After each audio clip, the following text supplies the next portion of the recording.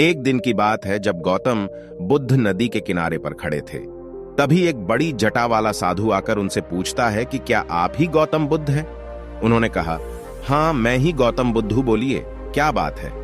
साधु ने कहा, तो फिर आप यहां क्या कर रहे हैं?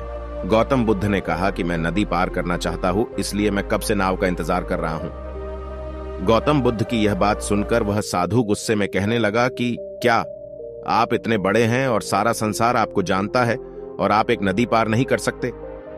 आप यही रुके, मैं आपको नदी पार करके दिखाता हूं। फिर वो साधु थोड़ी ही देर में नदी पार करके वापस लौट आता है। फिर गौतम बुद्ध को कहता है कि देखो, मेरे पास इतनी क्षमता और ज्ञान है, फिर भी लोग मुझे नहीं जानते और आप ऐसा कुछ भी नहीं कर सकते, फिर भी सारा संसार आपको जानता है। और तब गौतम बुद्ध उस साधु से पूछते हैं कि आपको इस कला को सीखने में कितना वक्त लगा?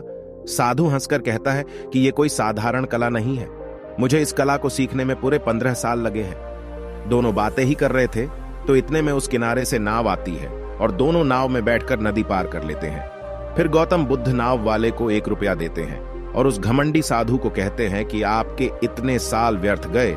जिस काम को आप 1 रुपये में कर सकते थे, उस काम के लिए आपने 15 साल बर्बाद किए। आप जैसा मूर्ख साधु कोई नहीं है। अगर यही 15 साल लोगों की भलाई और आपने जीवन को सार्थक करने में लगाते तो आज आपको भी कहीं ना कहीं पूरा संसार जानता होता और आप एक महान साधु होते।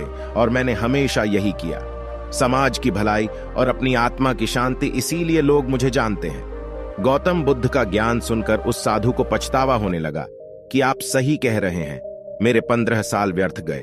अगर मैं भी आपके इस मार्ग पर चलता तो मेरा जीवन सार्थक हो जाता। फिर गौतम बुद्ध ने कहा कि अब भी कोई देर नहीं हुई है।